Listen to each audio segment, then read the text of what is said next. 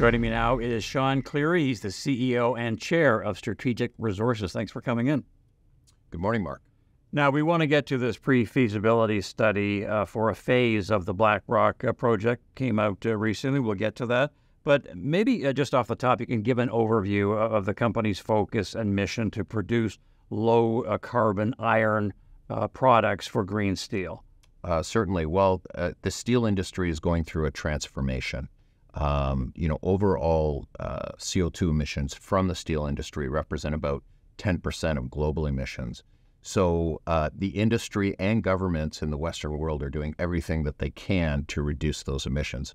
One of the ways to reduce the emissions is to move to an electric system, so an electric furnace versus a blast furnace. That requires different feedstock. It requires more pure iron sources, which help with reducing emissions. And our focus is to be the solution or part of the solution for the overall sources of these more pure iron materials that go into steelmaking, especially for cleaner, greener electric steelmaking. Now, the PFS for this iron pellet plant at Black Rock, which is in Quebec, that's your flagship, obviously. Can you run through some of the highlights for us, some of the numbers, and what stands out to you? Certainly. Well, we're located, so we have a lease at the federal port of Sagie in Quebec, which is a deep sea port with access into the St. Lawrence. So we can go down into the Great Lakes, we can go out into the Atlantic to the seaborne market. And what's unique about that location is we have access to natural gas. And so this really is a competitive advantage in the East Coast iron region of Quebec.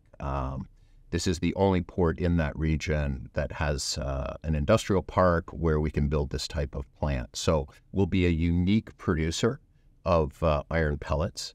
The feasibility showed that the economics are very robust, 25% IRR, capex of $470 million. EBITDAs look like they'll be around 170 plus million per year. So very nice business.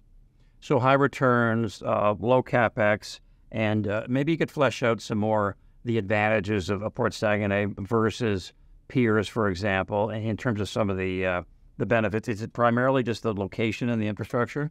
Location, infrastructure, very important. It's a municipality of 250,000 people, so there's lots of industry there. So Saguenay region happens to be the home of Alcan Rio Tinto.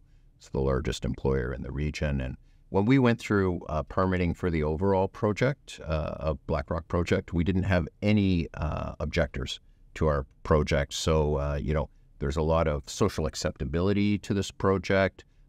We have agreements in place with the First Nations. We have an agreement in place with the Port of Saguenay, as well as a full IBA with the Cree Nation for our overall project.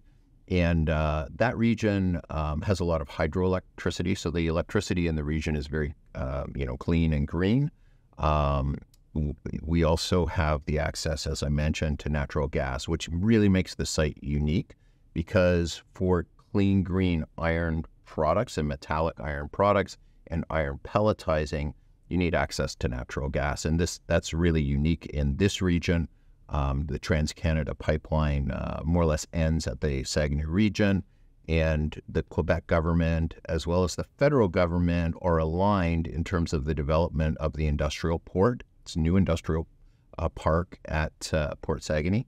And we have a long-term lease on the industrial park. So it's a significantly competitive situation.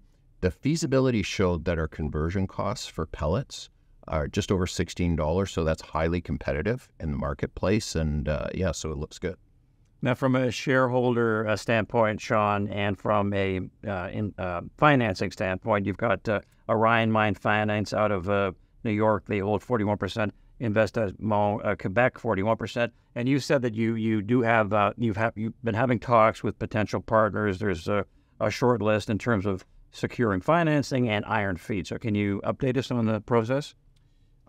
So we just published the engineering study earlier this week, and we have been in discussions with producers, so iron producers, traders that are in the business, as well as steel companies who we would supply.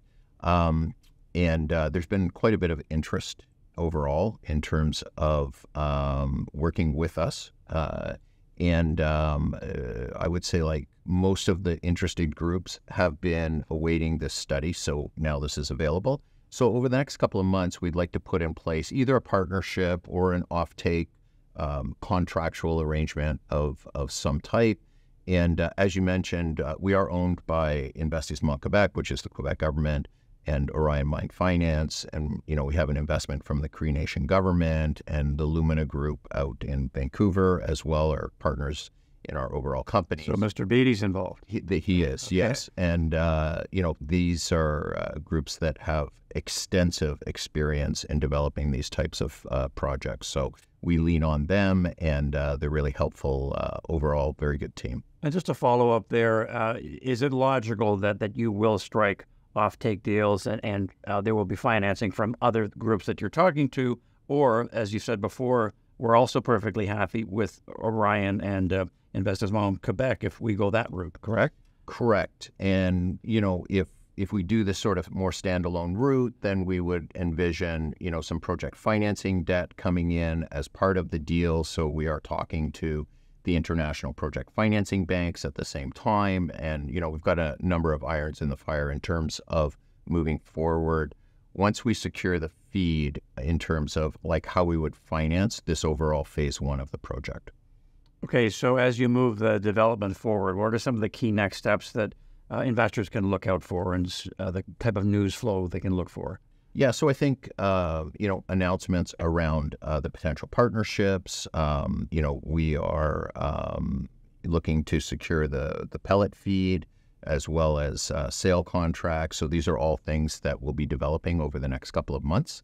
And then as well, what we're doing in terms of financing plans. And we also have other assets in Finland. So we are in discussions with groups on the development of some of the other assets as well. And lastly, Sean, as you sum up the investment case for Strategic Resources, would you say it's an unusual story in a good way, that it's different in the marketplace, and that you can differentiate yourself from other stories out there?